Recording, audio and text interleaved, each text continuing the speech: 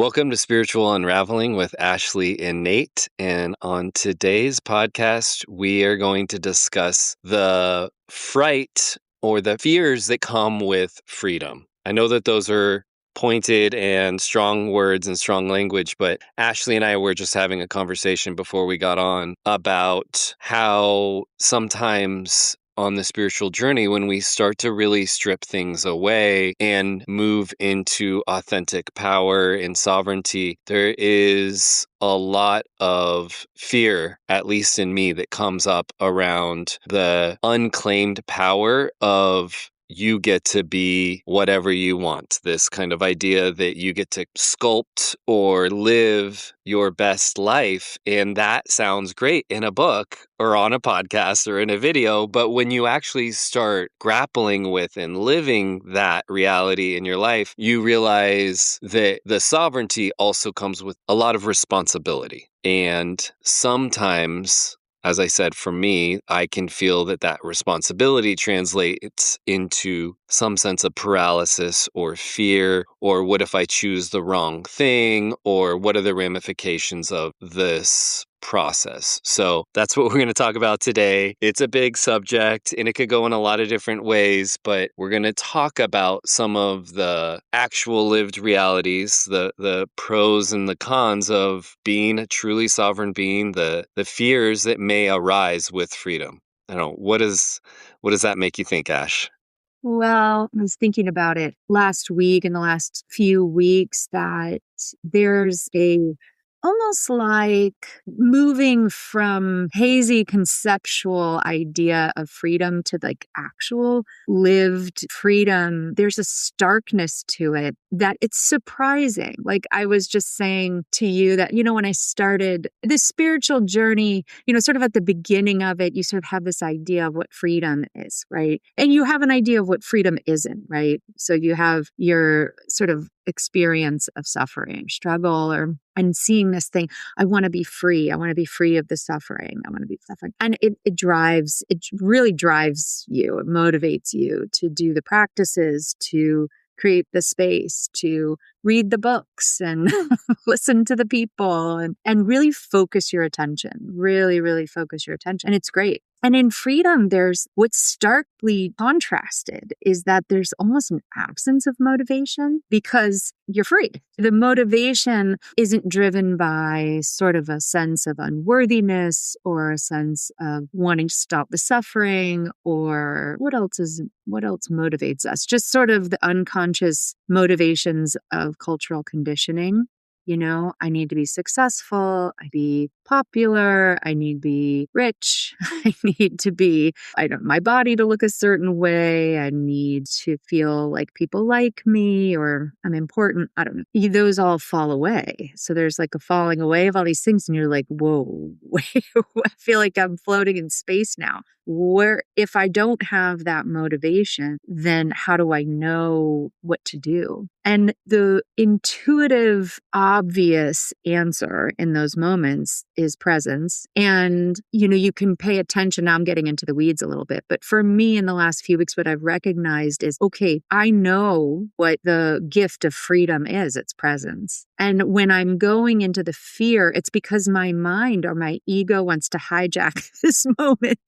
It wants to have something to do. It wants to have an orientation or a map or a purpose or something like that. And the truth is that in freedom, the ego is there to sort of follow presence. It's not in front of presence, right? It's not in front of freedom. It sort of follows freedom. And so the presence practice really is the only answer. It's the only thing to quote unquote do is to be. And then it's sort of wild how life emerges from that in a semi-coherent way, right? Then the mind gets to enjoy the coherence of presence rather than the mind gets to run and direct the life and the show because freedom is that. It's freedom.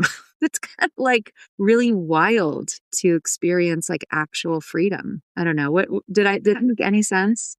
Yeah, it did. And when you were talking, it made me aware that we should maybe say a few things first. So for me, I believe that freedom isn't just a political right, but that I believe that in most political systems that have freedom and that blossom because of that, it's not because the political system is materially right. I believe it's universally right. Like freedom is a endowment of source or God. And so when humans in their mentalism stumble upon a political system that says, like, hey, we should have freedom as part of this. I think that both with cultures all throughout history, the reason that there's a blossoming of those certain cultures or ways that that political system works that has like a synergy, it's because they are working with a universal principle, which I think is freedom. I think it's also sovereignty, which so at a core level, I just want to say this is, I believe, an endowment from creation. This is source, and that we are all creators, and that in that is this unique freedom to choose whatever we want to create, whatever we want to focus on, whatever we want to be. And so that's just one thing I wanted to lay out there. The other thing that I think we're talking about that I was aware of was that there's a point along the spiritual journey where you, or just kind of the human journey, not even the spiritual journey, where we pursue freedom, where we're like fighting freedom fighters, right? This is a term. This is human rights. We're pushing, we're like kind of striving for freedom. We're, this urge and drive. And then when you move into a spiritual practice and you bring a certain level of awareness to it, you realize that freedom hasn't gone anywhere. You're always free and it's there for you to choose. And then your relationship with freedom becomes very different because now you're not pursuing it. You realize you are free, you are sovereign. Nobody can get inside of your essence. Nobody can get inside your energy. That is yours. That's where your sovereignty lies. And then that's where we move into that odd place of I can be or do or have whatever I want in my energetic field. And then that infiniteness, that infinite possibility of choice, that's, I think, where the nerves come in, if you will, because we live in a human world that is very bound by physics, social structures, strictures that keep us in place, and the kind of limitlessness of our infinite possibility, it can feel a little bit overwhelming. And it has a lot to do with focus. And what are we choosing to bring into our lives? What are we choosing to orient towards? What would we like to create more of? And some of this is happening by default if there isn't awareness. And then sometimes we have awareness and then we are in this place of, okay, now I have awareness of freedom and of power and of choice, but I have an atrophied ability to focus. And I think for me, that's kind of like where I am right now, where I feel like I am aware of the freedom and of the infinite possibility, but life for 40 plus years has led me to a place of giving away a lot of that power. So reclaiming it and particularly reclaiming and rehoning the ability to focus and have intention in a meaningful way towards the things that actually are what I want to manifest more of. That's where I think it gets very interesting. And that's where it's like, I kind of feel like a toddler stumbling around trying to remember how this stuff all works. And it's exciting, but it's also, it can feel a little bit frustrating as you're for me, in these early days of, okay, I have this ability. Now I need to practice. It's kind of like driving. We were talking about this a couple of weeks ago with your son learning how to drive. At the beginning, you need a lot of practice because you've got a powerful tool there to work with. So that's kind of where I go.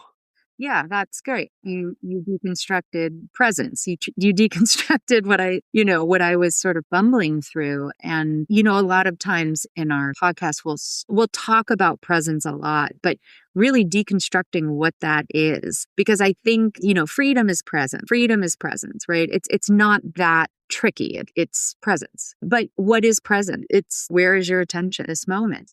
So I feel like what kind of just emerged from what you said in my mind is sort of the two woven pathways to freedom are practicing presence, which is something that we're all we know we're supposed to eat healthy, we know we're supposed to go to the gym, and we know we're supposed to be meditating.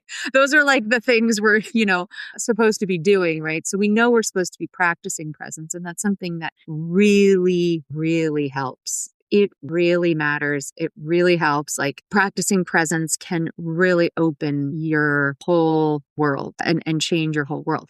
And the other thing is really being aware of what the obstacles are to presence, because we all have so many obstacles to presence in any given moment, right? The mind just wants to pop in and hijack presence, right? So really noticing what the mind is doing and why it's so hard to keep our attention in the present moment. It's the work, right? So it's such a important thing to be aware of and decide, because it's not even like in the future, like when we're talking about manifestation or what do I want to bring more of in my life? It's how do I want to feel right now? What's available right now? Is freedom available right now inside of, let's say, anxiety?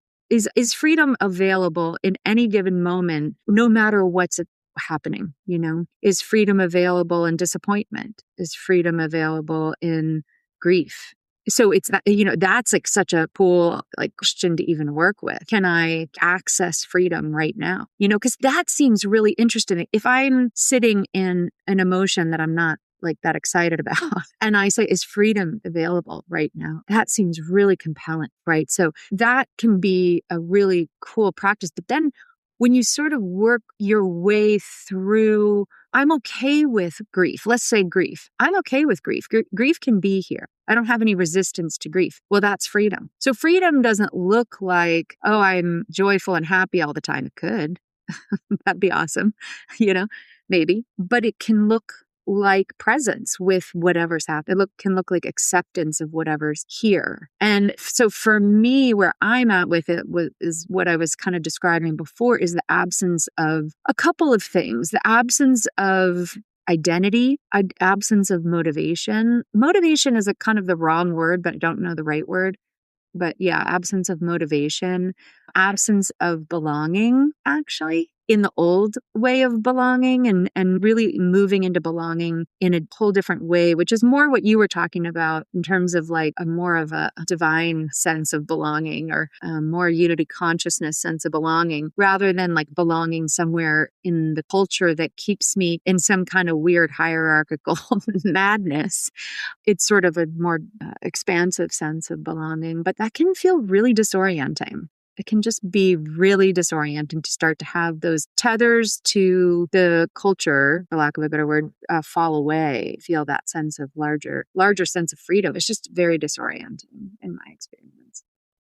Yeah, absolutely. I think you just hit on why you and I thought this would be a compelling thing to talk about, because it seems exciting, and I don't think you could find many people on the street if you just said, "How do you feel about freedom, and what would it be like to be completely 100% free and to choose your own reality and all this stuff?" It's like everyone would be like, "Yeah, all right." But then this kind of unlimited power, and also stepping out of a structural system like politics, like society, all this stuff, when you start to like let go of some of that stuff and really do come into the power of the now moment with presence and sitting with and not judging everything that arises, and starting to be very clear about you and your relationship to those things.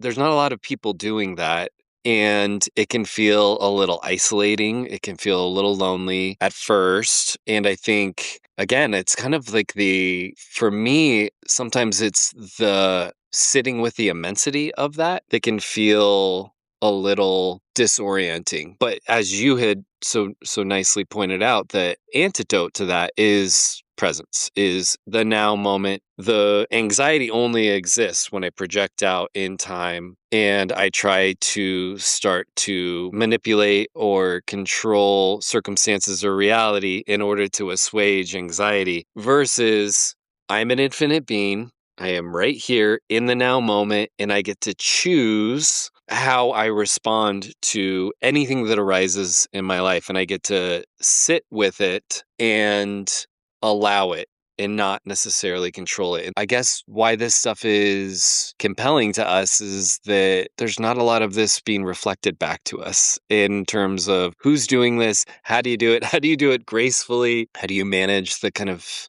day-to-day pitfalls and realities that can kind of come with this when you're trying to step out of a system and really own freedom and sovereignty. It means you're not going to be playing by certain people's rules anymore, and that might upset people. I don't know. There's just a lot. I guess as we're talking about this stuff, I'm realizing that a lot of what's coming up for me is just kind of all the unspoken things that come with spiritually waking up and trying to step more and more into your power. There's a lot there that I think it's a surprise, really. But it's not shocking that it's a surprise because your power is with you. It didn't go anywhere. So the only thing that changed is that either your thinking or your circumstances or other belief systems have come around to kind of hide the power. It's still in you. It hasn't gone anywhere. So what you really are finding is the places where your power is hidden from you, and usually you are the one that hid it from yourself. It's kind of a mind-bending thing. Totally, totally. You brought up a lot of things in that. But power is a really important thing to name, because I think that a lot of the discomfort around freedom is about power. And it's about owning your own power. I think that's what this whole path is really actually about. And maybe we've talked about this a million times, but I really think stepping into your own power is part of what makes this process really challenging, because we've been so conditioned away from our own power. And there's so many depths and dimensions and layers to accepting your own power, because it just seems to show up a lot. And there's a lot of positive I also want to say, like, there's a lot of really cool things about freedom and stepping into power. There's a lot of creativity. There's actually a lot of like freaking magic and synchronicity and joy in simplicity. And there's just an amazing, amazing world that opens up in freedom. So we could have a whole podcast about the joy of freedom. But I think what we're interested in is like the actual lived experience. And this is where I think we're sitting right now, is in the disorientation as power comes back online, as personal power comes back online.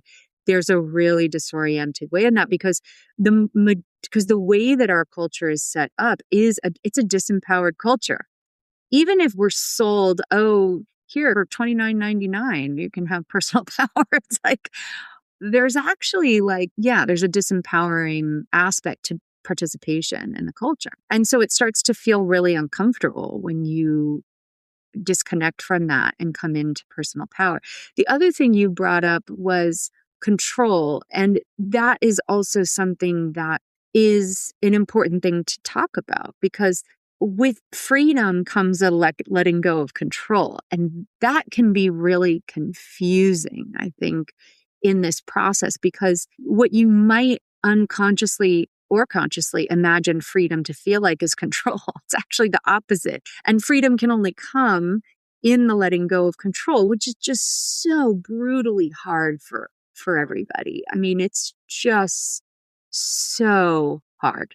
It is the hardest thing to let go of control. But there's a real beauty in it. You can't get to freedom without letting go of control. And that's something to explore in a moment to moment, present moment, work in progress kind of way. See, where am I still holding on to control?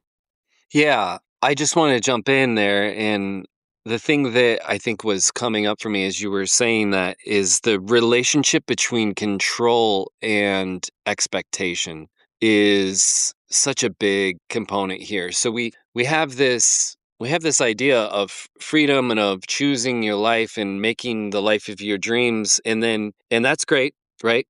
you kind of have this, and that's largely what's sold to you in the books and the self-help literature and things. And yet the problem with that kind of way of thinking is that it reinforces the idea that you're going to create, like, kind of in a step-by-step way, or you just your brain and your ego will jump in very quickly and start to have expectations about how things will go. And as soon as you have expectations about how things will go, it very quickly control comes it comes in. It's like expectation and control are partners in crime. And what's fascinating, and it does get talked about in books and in literature, and in lots of spiritual leaders have talked about this, which is surrender and allowance, right? That's kind of the antidote to control and expectation. But the process of getting to allowance and surrender isn't all that well described. It's kind of just said. And I think that the way that we do that is through really, really having awareness and in the now moment, allowing those things to happen with neutrality. Even if expectation and control come in, there's a level of acceptance that those two structures or ideas or thought forms, they need to be allowed to have space too. It's like freedom is so weird, like infinite possibility, freedom, all of it gets to exist, including control, including power dynamics, including expectations.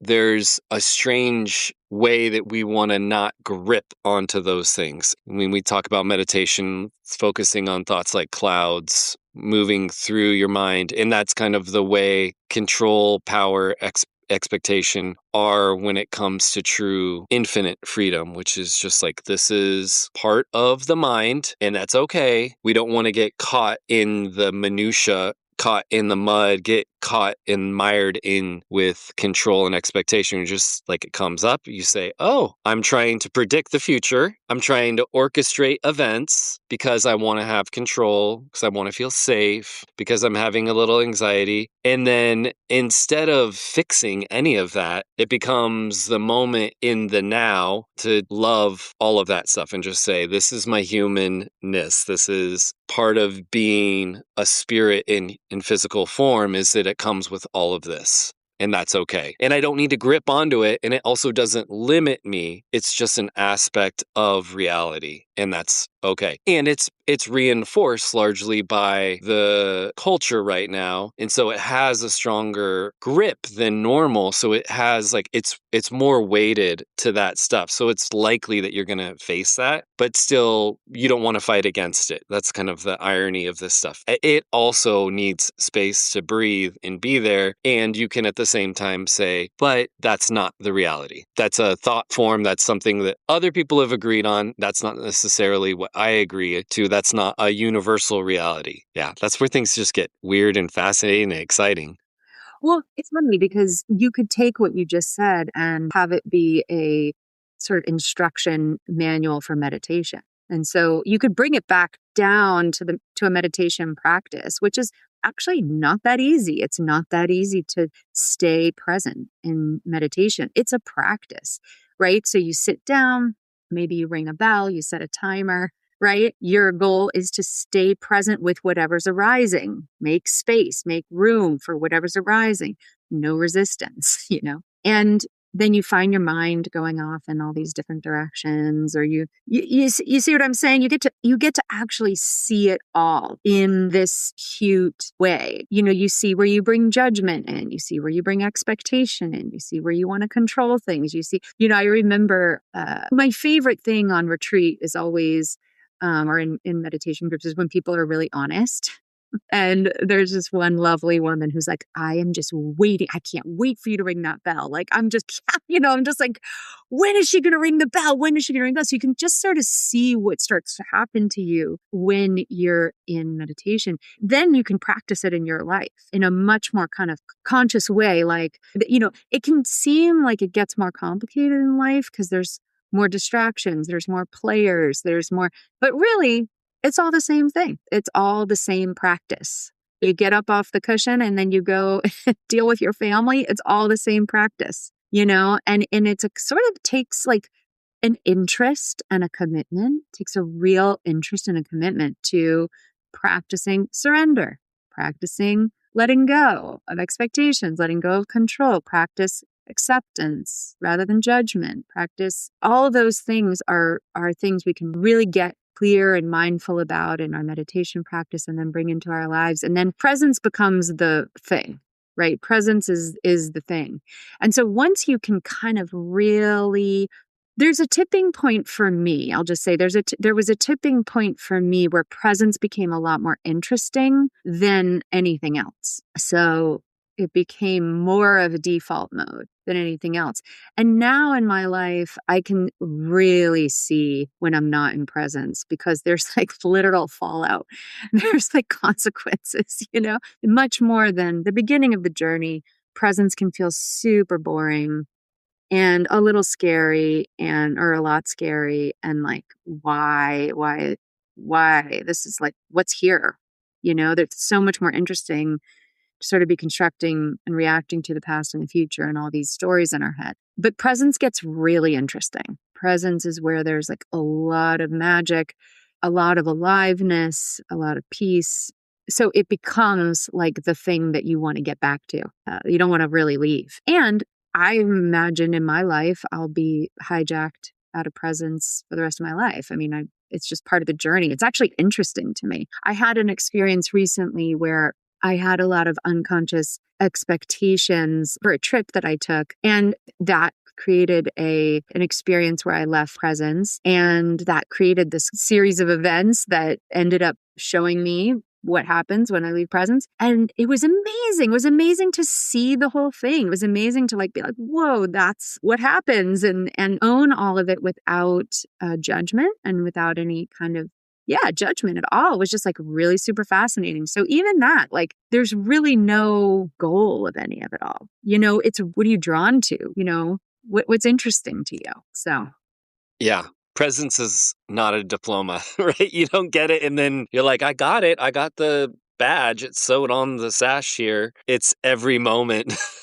And I love that what you're reminding us of, which is that you can be pulled out of presence and be disappointed or sad or frustrated, or you can be pulled out of presence and say, "Oh, that's so interesting or funny. What was it? Where did I lose it? How did it happen?" Because those, again, are clues and they're hiding places around belief systems that we have where a little bit more of our power can be reclaimed, where staying present can be a little bit easier once we see the places where we lost it before. And I also just thought of when you were talking about this stuff, two words that came to me were bravery and grace. And they're not necessarily words that I always associate with this process of spiritual awakening, but it really is. It takes a certain level of bravery and really doing things differently than other people and trying to hold your center. And I think that